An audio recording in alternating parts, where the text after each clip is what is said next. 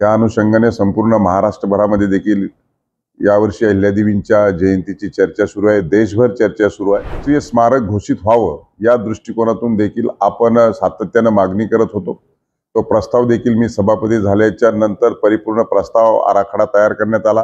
त्याला देखील 681 कोटी रुपयाला मान्यता दिली आहे। त्याचबरोबर शासकीय वैद्यकीय महाविद्यालय पुण्यश्लोक अहिल्यादेवी होळकर यांच्या नावाने देखील निर्माण करण्याची अहिल्यानगरमध्ये त्या मंत्रिमंडळ परिषदेमध्ये घोषणा करण्यात आली, मंजुरी देण्यात आली। श्री क्षेत्र चोंडी, तालुका जामखेड, जिल्हा अहिल्यानगर येथे दरवर्षीप्रमाणे यावर्षी विशेष 300वी जयंती असल्या कारणाने पुण्यश्लोक अहिल्यादेवी होळकर यांची जयंती उत्सव जन्मगावी होत आहे। त्या पार्श्वभूमीवरती प्रशासकीय जी तयारी आणि नियोजन करायचं आहे त्याचं सुरू झालेलं आहे। मी रात्रीच अहिल्यानगरचे जिल्हाधिकारी, CO, SP, सार्वजनिक बांधकाम विभागाचे सर्व वरिष्ठ अधिकारी यांची बैठक घेतली आहे। त्या अनुषंगाने सूचना देखील देण्यात आलेल्या आहेत। राज्य सरकारकडून देखील त्यांना आवश्यक त्या सूचना मिळालेल्या आहेत। यावर्षीचं 300व्या जयंतीचं वैशिष्ट्य असल्या कारणानं देशाच्या महामहिम राष्ट्रपती द्रौपदीजी मुर्मू यांना निमंत्रण दिलेलं आहे। लवकरच त्यांचा दौरा देखील निश्चित होईल आणि आपल्याला मिळेल। त्या अनुषंगाने संपूर्ण महाराष्ट्रभरामध्ये देखील यावर्षी अहिल्यादेवींच्या जयंतीची चर्चा सुरू आहे। देशभर चर्चा सुरू आहे। लोकांच्या मनामध्ये देखील अतिशय 300व्या जयंतीच्या निमित्तानं एक वेगळा असा भावना आहेत।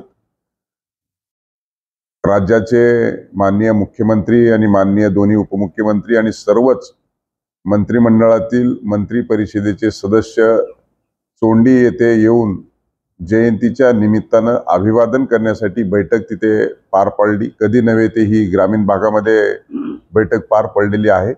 आणि नुसती बैठकच नाही तर तीर्थस्थळाच्या विकासासाठी महाराष्ट्रातील 5000 कोटी रुपयापेक्षा जास्तीचा निधी देखील त्याच्यामध्ये मंजूर केलेला आहे।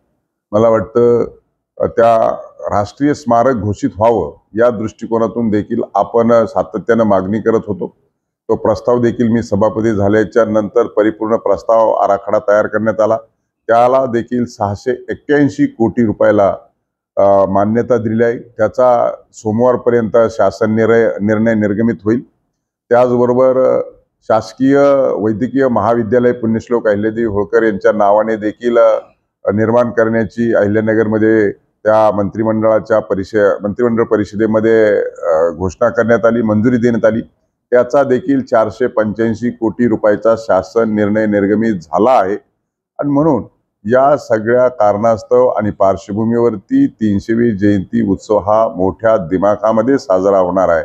राज्याचे मुख्यमंत्री, राज्याचे उपमुख्यमंत्री, त्याचबरोबर पालकमंत्री, अनेक मंत्री आणि विशेष अशी उपस्थिती महामहिम राष्ट्रपती माननीय आदरणीय द्रौपदीजी मुर्मू देखील उपस्थित राहणार आहेत। त्यामुळे या निमित्ताने मी आवाहन करेल की 31 तारखेच्या जयंतीला आपण अभिवादन करण्यासाठी मोठ्या संख्येने उपस्थित राहावं। सोशल मीडियाच्या भाऊ गर्दीत विश्वासार्हतेने चकाकणारे नाव म्हणजे लेट्सअप मराठी। सगळ्यांना, सगळ्या नागरिकांना ती स्पीच, ती लेट्सअप वरील मुलाखती म्हणजे विचारांचा खजिना। त्यानंतरच्या निवडणुकीमध्ये मला सोडून गेले। बातम्या केवळ वस्तुस्थिती सांगणाऱ्या, न प्रोपगंडा, फक्त जनतेचा अजेंडा। क्योंकि आने वाला कल जाने वाला है, जाने वाला कल आने वाला है। राजकारण, मनोरंजन असो की क्रीडा क्षेत्र, महाराष्ट्राची स्पंदने संवेदनशीलतेने टिपणारे माध्यम म्हणजे लेट्सअप मराठी। जगासोबत एक पाऊल पुढे राहण्यासाठी लेट्सअपचे ॲप, सोशल मीडिया आणि वेबसाईट सोबत कनेक्टेड रहा।